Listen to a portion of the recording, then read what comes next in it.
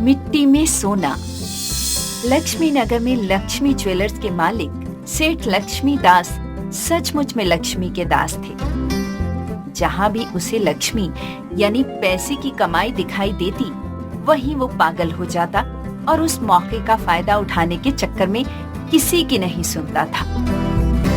लक्ष्मी दास जी, मुझे 10,000 रुपए की जरूरत है, दे दो प्लीज। अरे 10,000 रुपए फोकट के आते हैं क्या?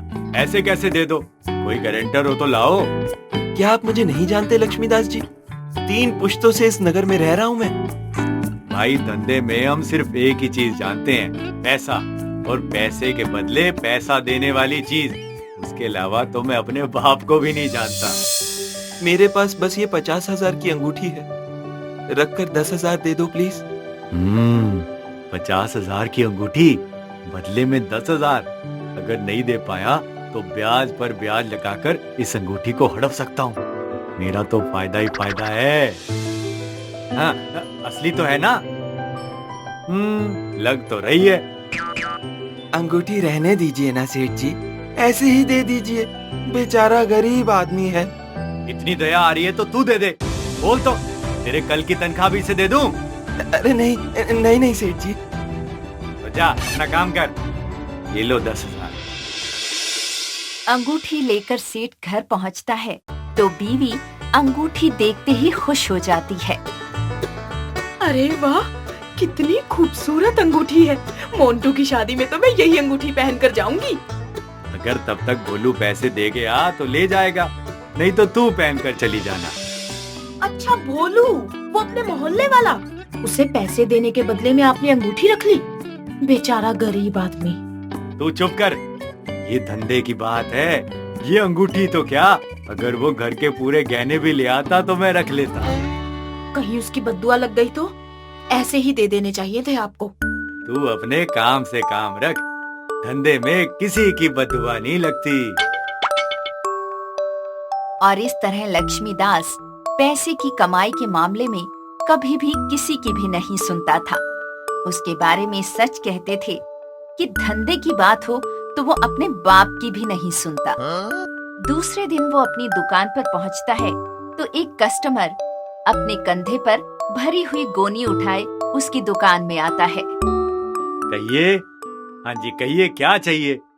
सेठ जी, कल रात हमारे गांव में नदी में बाढ़ आई। बाढ़ के पानी के साथ जो मिट्टी बह के आई उसमें सोना है। मैंने चेक करवाया है, पर जो मुझे अच्छा दाम देगा मैं उसे बेच दूंगा। हैं? नदी की मिट्टी में सोना? तेरा दिमाग खराब हो गया क्या?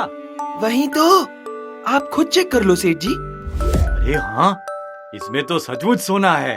लो, आप भी गोनी से एक मुट्ठी भर के चेक कर लो, और सेठ जी आप भी अपने हाथ से एक मुट्ठी निकाल लो। अरे हाँ, इसमें भी सोना है।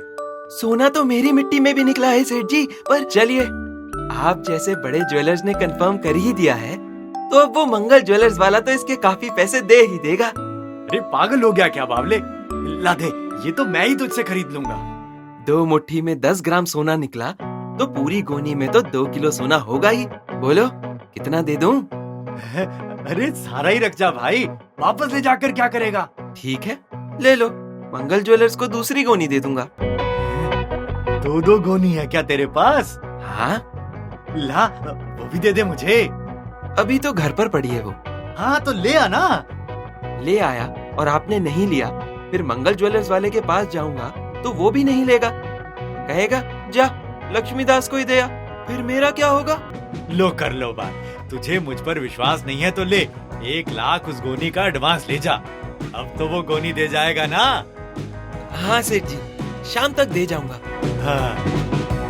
और दोपहर को घर पर खाना खाने गया सेठ खुशी खुशी ये बात अपनी बीवी को बताता है तो उसे यकीन नहीं होता है। क्या कह रहे हैं आप? गोनी भर के सोना, वो भी नदी में बहकर आई मिट्टी में? मुझे तो यकीन ही नहीं हो रहा। अरे यकीन तो मुझे भी नहीं हुआ था, मैंने चेक किया उसके बाद ही खरीदा है। और सुनो, कल वो 1 और गोनी दे जाएगा। 1 और गोनी? हाँ, फिर देखना पूरे शहर में सेठ लक्ष्मी दास की दुकान नंबर 1 पर होगी। लेकिन आपने उसे एडवांस क्यों दे दिया? अरे ना देता तो वो दूसरी गोनी हमारे दुश्मन मंगल ज्वेलर को दे देता। अब जल्दी जाकर गोनी से बाकी सोना निकाल लेता हूँ। शाम को दूसरी गोनी का भी तो सोना निकालना होगा। और दुकान पर पहुंचकर वो गोनी से सोना निकालना चाहता है तो उसमें से सोने की जगह मिट्टी ही मिट्टी निकलती है। ये देख के वो हड़बड़ा जाता है। हैं? अरे ये क्या? इसमें तो मिट्टी ही मिट्टी है, सोना कहाँ है? क्या बात कर रहे हैं सेठ जी? अरे हाँ सेठ जी, इस मिट्टी में भी सोना नहीं है। अरे ऐसे कैसे हो सकता है? तूने भी तो चेक किया था। शायद गोनी में नीचे हो। देख देख, अच्छे से देख, देख जरा। और दोनों जल्दी से पूरी गोनी उल्टी कर देते हैं और जल्दी जल्दी चेक करते हैं, पर उसमें सोना नहीं मिलता है। तभी वर्कर के हाथ मिट्टी में से निकला एक कागज लगता है। सेठ जी, इस मिट्टी में ये कागज कैसा है? देखिए, इस पर कुछ लिखा है। दिखा इधर। सेठ जी, आप हर मजबूर इंसान की मजबूरी का फायदा उठाकर उसका सारा सोना अपने पास रख लेते हो। उस सारे सोने की कीमत मैं इस मिट्टी को देकर आपसे ले जा रहा हूँ। आगे से सुधर जाना, वरना अगली बार पूरी दुकान ले जाऊंगा। अरे ये क्या? इसीलिए कहते हैं सेठ जी, धंधा कीजिए, पर धंधे के नाम पर किसी की मजबूरी का फायदा उठाकर उसकी बद्दुआ मत लीजिए, वरना ऐसी कमाई खोते देर नहीं लगती। लालची भाई। सुरेंद्र नगर में 2 भाई रहते थे, केशव और माधव। बचपन से ही दोनों भाइयों में बहुत प्यार था, पर केशव की शादी होते ही केशव की बीवी ने ऐसा रंग दिखाया कि दोनों भाइयों के बीच जायदाद को लेकर झगड़ा खड़ा हो गया। और फिर झगड़ा इतना बढ़ता गया कि दोनों भाई एक ही मकान में अलग अलग रहने लगे। गुजरते वक्त के साथ जब केशव को एक सुंदर सी बेटी हुई, इस खुशी में घर में फंक्शन किया गया जिसमें पूरे गांव को बुलाया गया। तब भी अपने ही मकान में ऊपर रहते भाई को नहीं बुलाया गया।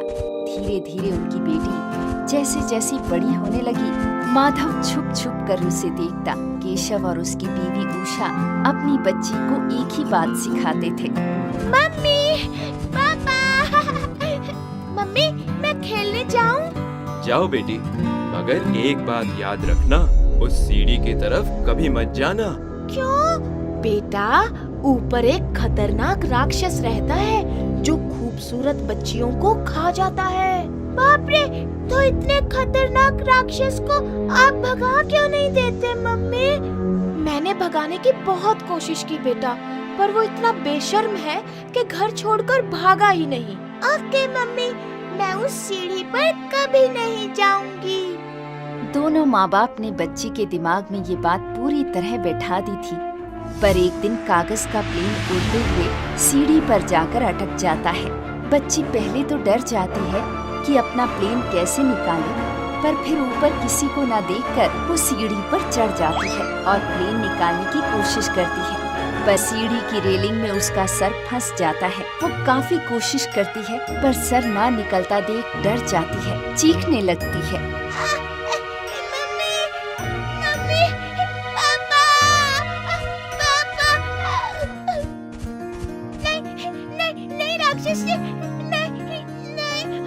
अरे सुनो सुनो। मगर वो कहते हैं ना, अगर दिल में सच्चा प्यार हो तो हल्के से छूने से भी प्यार का एहसास हो जाता है। शायद वो एहसास परी जैसी मासूम बच्ची को भी हो गया था। अब आते जाते वो छुप छुप कर माधव को देखती थी। आखिर एक दिन वो उसके लिए बड़ी सी चॉकलेट लेकर आता है। चॉकलेट देखते ही बच्ची धीरे धीरे डरते डरते उसके पास आती है। चॉकलेट खाओगी? खाऊंगी, पर आप तो मुझे नहीं खाओगे ना? मैं भला तुम्हें क्यों खाऊंगा? क्योंकि तुम राक्षस हो ना। किसने कहा? मम्मी पापा ने। उन्होंने कहा उस सीढ़ी पर कभी मत जाना, ऊपर एक खतरनाक राक्षस रहता है, वो खूबसूरत और मासूम बच्ची को खा जाता है। मैं भी तो मासूम बच्ची हूँ ना। हाँ, पर मैं राक्षस नहीं हूँ ना। राक्षस पहले था, मैंने उसे मारकर भगा दिया। सच्ची? हाँ, राक्षस तो देखो ऐसा होता है। देखो इसके सिर पर सींग हैं, लाल लाल आंखें हैं, बड़े बड़े बाहर निकले हुए दांत हैं। पर मुझ में तो ये सब नहीं है। मैं तो तुम्हारा चाचू हूँ। राक्षस चाचू। उस दिन पहली बार दोनों चाचा भतीजे की दोस्ती होती है। फिर तो ये दोस्ती दिन ब दिन गाढ़ी और गाढ़ी होती चली जाती है। चाचू न सिर्फ उसके लिए चुपचाप चॉकलेट लाने लगते हैं, बल्कि उसके साथ तरह तरह के गेम भी खेलने लगते हैं, जैसे लंगड़ी खेलना, बॉल से कैच कैच खेलना। वो उसके साथ कागज के कई प्लेन बनाकर भी उड़ाता है। दोनों में प्यार गहरा और गहरा होता जाता है।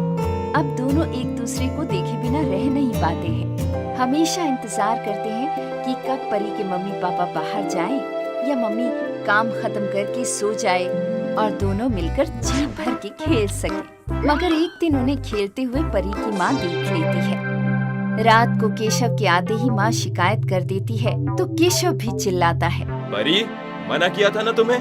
खबरदार जो आइंदा से उस राक्षस की तरफ देखा भी तो। वो राक्षस नहीं है, बहुत अच्छे हैं मेरे राक्षस चाचू। चुप, अगर दोबारा देखा तो टांग तोड़ दूंगा। मगर मासूम बच्चों का डर ज्यादा दिन नहीं रहता। एक दो दिन गुजरने के बाद फिर से वो माधव से मिलने लगती है। फिर दोनों खेलने लगते हैं। वो अपने राक्षस चाचू से मिलकर बहुत खुश होती है, मगर फिर से वो पकड़ी जाती है और इस बार सचमुच केशव उसके साथ बड़ा बुरा बर्ताव करता है। परी, मैंने तुम्हें मना किया था ना उस राक्षस से मत मिलना। अब देखता हूँ कैसे मिलती हो तुम। उषा, आज से इसका इस कमरे से निकलना बंद। अगर इस बार कमरे के बाहर निकली तो अब की बार सचमुच में तुम्हारी टांग तोड़ दूंगा। और उसके बाद सचमुच दोनों पति पत्नी बच्ची का कमरे से बाहर निकलना बंद कर देते हैं। बेचारी परी मन महसूस कर रह जाती है। वहीं माधव भी बार बार हसरत भरी नजरों से सीढ़ी पर खड़ा खड़ा परी के कमरे की ओर देखता है। मासूम दिल ये दूरी, ये कैद बर्दाश्त नहीं कर पाता है और धीरे धीरे टेंशन में परी की तबीयत खराब हो जाती है। डॉक्टर आकर चेक करता है। इसे तो कुछ भी नहीं हुआ है केशव भाई। ये आप क्या कह रहे हैं डॉक्टर साहब? तो फिर ये बीमार सी क्यों लग रही है? इसे अंदर ही अंदर कोई बात है जो परेशान किए हुए है। ये उसी का असर है। जब तक इसके अंदर से वो बात खत्म नहीं होगी, ये ठीक नहीं होगी। अगर ऐसा ही रहा तो इसकी जान को भी खतरा हो सकता है। क्या? डॉक्टर के बाहर आते ही माधव भी बेसब्री से उससे पूछता है तो माधव को भी डॉक्टर वही बात बताता है। अगर इसके दिल में जो बात है या जो भी इच्छा है वो पूरी नहीं हुई तो इसकी जान को भी खतरा हो सकता है। अगर इसके दिल में जो बात है या जो भी इच्छा है वो पूरी नहीं हुई तो इसकी जान को भी खतरा हो सकता है। अगर इसके दिल में जो बात है या जो भी इच्छा है वो पूरी नहीं हुई तो इसकी जान को भी खतरा हो सकता है। यहाँ बच्ची अपने कमरे में बीमार सी बड़ी बड़ी आंखें खोले शून्य में देखती सी लेटी है। माँ उससे बात करने की कोशिश करती है, पापा भी, पर वो कोई जवाब नहीं देती है। ये देख दोनों घबरा जाते हैं। देखिए ना, इसे क्या हो गया है? परी, परी, परी बेटा।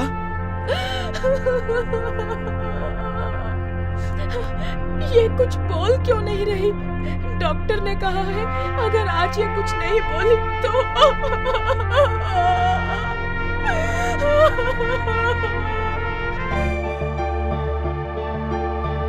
राक्षस चाचू। माधव, मेरी बच्ची। कुछ नहीं होगा हमारी परी को। परी, राक्षस चाचू, मुझे आपके साथ खेलना है। हाँ हाँ, खेलना, अपने राक्षस चाचू के साथ खेलना। बस जल्दी अच्छी हो जाओ। चाचू चलो, हमको प्लेन उड़ाना है, बॉल से खेलना है। लगता है बच्ची की इच्छा पूरी हो गई। अब इसे कुछ नहीं होगा। She is out of danger. पर ये हुआ कैसे? बस ये समझ लीजिए डॉक्टर साहब, मेरा अपना खून कुछ देर के लिए मुझसे जुदा हो गया था। शायद उस खून की कमी की वजह से ही ये बीमार हो गई थी। हाँ, आज परी ने मुझे एक बात सिखा दी है कि अपना खून अपना ही होता है। उसे जड़, जमीन और जोड़ू कोई भी अलग नहीं कर सकता।